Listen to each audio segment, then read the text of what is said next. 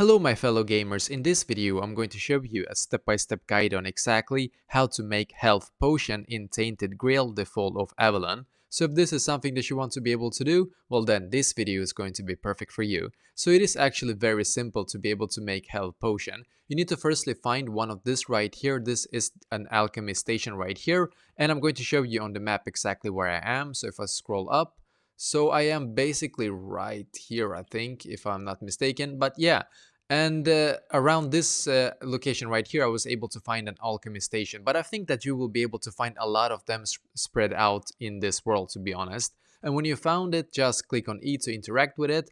And then we're going to select our small... I have a small health potion right here, but I think that when you level up, you should be able to make strong as well.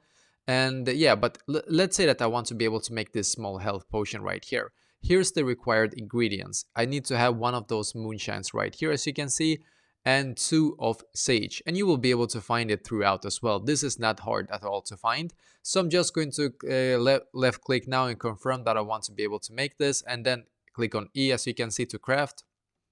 And I'm going to click on E to accept right here, as you can see. And basically this is exactly how to do this.